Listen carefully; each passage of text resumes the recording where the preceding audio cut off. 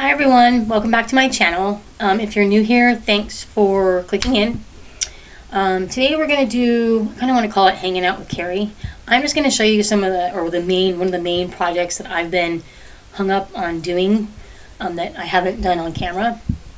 So, and just so you know, and I'll apologize in advance, I'm still getting over the effects of COVID. So if you hear me clear my throat or sniffling, I do apologize for that. If I can, I will try to edit it out, but if not, I am sorry. So, that being said, I have started making these little bottle charms. This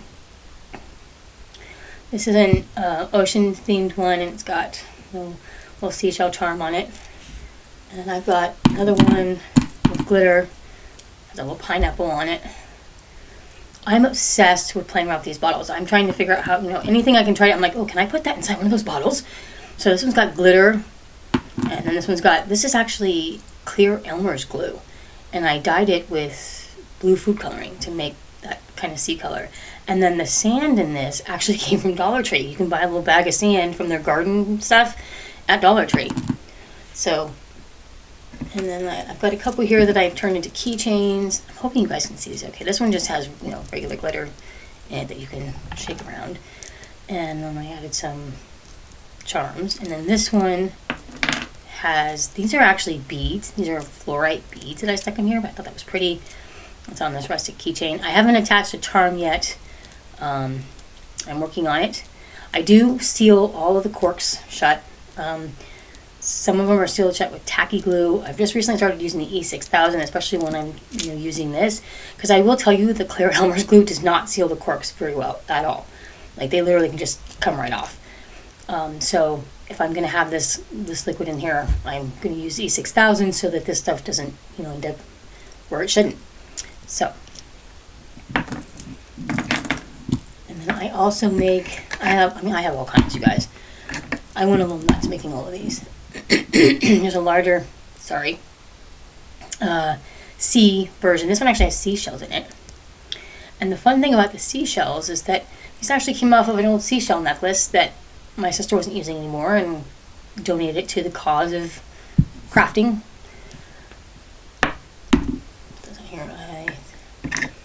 Some of these are labeled, like this one says fairy dust. And then I like to attach charms to the top of the bottle. This is space dust. And I got silver stars now, so I might be adding some silver stars and fixing that one up more. Let's see. This one has got these little plastic flower petals in here. They came from Dollar Tree. Dollar Tree, a couple of springs ago, maybe last spring, was selling these roses, these little tiny roses that were plastic, and everyone in the crafting community was going gaga for them, myself included. And so I actually plucked them off to make them look like little fallen rose petals, and then this is just, some glitter. I did actually put like some white glitter glue on it, trying to give them a little bit of a sparkle. And then I put some extra glitter in here, and I was referring to it as crystallized rose petals, and then I glued this charm on the front. Gluing a charm to glass, I ended up using super glue, but I had to go through several different types of glues before I could find one that stuck. Not sure if I tried the E6000, and if I didn't, I'm not sure why I didn't. But I have a whole bunch of these. I have mermaid scales, dust. Look at the Irish. Yep. And some of these are also trial and error. So this was a fun one, you guys. This glitter here, that's glitter paint that I got. And then this top part is actually glow-in-the-dark Elmer's glue. The thicker the stuff you're trying to put in these bottles, the less likely it's not going to go in. It's going to hit an air pocket at the top, and it's just going to you're just going to ooze it out. But I managed to get it in there, and it does glow in the dark. This one does not have its glitter top. It's going to get one today. I'm going to do one today. But if you're wondering how I made the little glitter tops on here, I hope you can see these. That one doesn't have one. We'll just move you away. I did that with glitter glue, so something like Stickles. And I just put that on the top. I think that's actually this one here on top. And once it dries, it'll dry flat. And then I use the glossy accents on the top of it to kind of give that little you can't really see it. But if you've looked at, some of them are shiny, some of them are a little bit flawed, but some of them are shiny. This one's probably the best one. It's nice and shiny, and it's got a hard, it's almost like a glitter gemstone attached to the cork. And I just think it makes it look really pretty. So I make a lot of those, and these are things that I'm hoping to try and maybe sell on an Etsy shop in the future. But I'm not sure. I'm still playing around with that idea. But yeah, and they all pretty much have a theme. Like I said, this is mermaid scale dust, space dust, fairy dust, and the crystallized rose petals. This is another fairy dust bottle. This, I did a wire wrapping on here, and I'm thinking about trying to make that into a necklace. I just need to find something to string it on, see how that works. And Luck of the Irish. This one, this was another one of those, started off with a different idea and it got messed up. But you will find that for most crafters, if you're a crafter, you know that a lot of times you'll start something and your idea gets messed up, and then you end up still liking it anyway, even though it didn't come out how you intended. I'm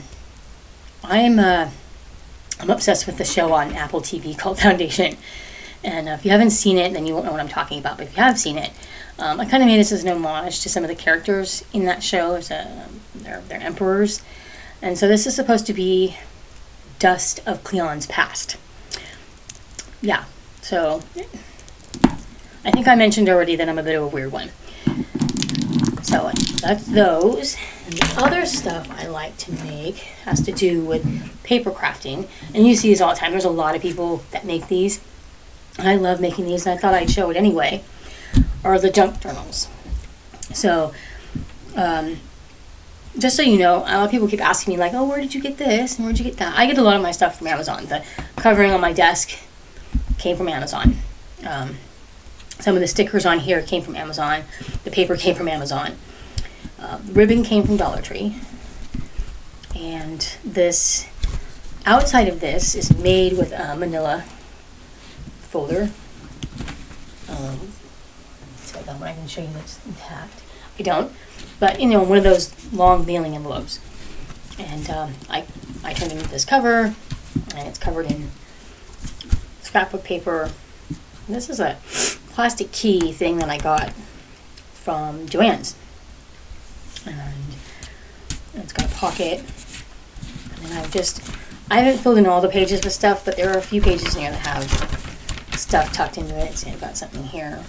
I made this with my Sizzix, my die cut machine. And just a random piece of fabric. I got this thing in here. I have Tim Holtz's, what do they call that? His stamp pads that you use. There is a name for those, and I can't figure out what it is. I'm sorry. You'll probably know what it is if you're a crafter. That I use to stain to age the outside of this and to age this. This paper is tea stained. It's actually just regular printer paper that I believe I probably stole from my dad. So, and then just some other little things. This is a stamp pad here that I got probably off of Amazon. And then this thing. This came with a set from Illustrated Faith that was for a Lent thing, and I liked it, and I ended up not using it in my Lent junk journal. So I ended up putting it here because it kind of had that sort of vintage look, and then of course I used the Tim Holtz stamp stuff to make it look older, stained. So if you want to see how I make these, I actually have another one I've made that I actually used that covers a notebook. And if you want to see me make one of these, let me know. I have no problem making one of these on camera. And you don't really want to see me tie that. And I got a new, sorry about that, a new book of paper from Amazon, who was kind enough to bend it for me on the way here. And I love Stamperia. Most of the stuff that I use that are vintage come from this company. They're really good. Now, I'm not sponsored, obviously. Who sponsors someone with only, I have 100 and something subscribers?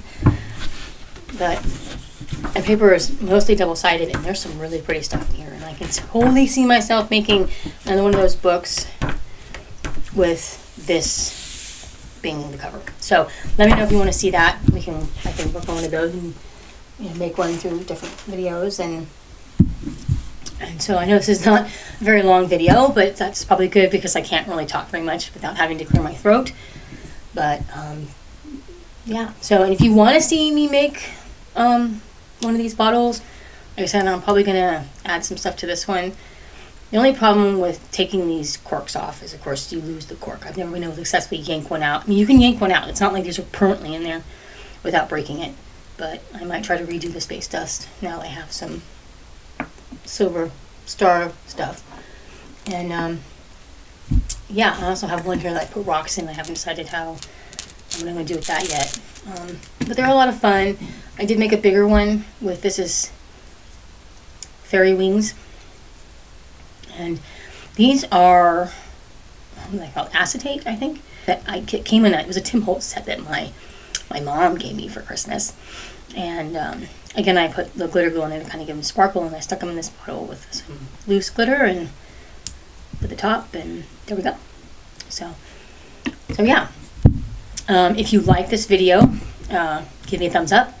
If you want to see more videos of me actually, making stuff, if you haven't already seen those, or you want to see more of those, hit the subscribe button, and I will see you guys in the next video. Bye.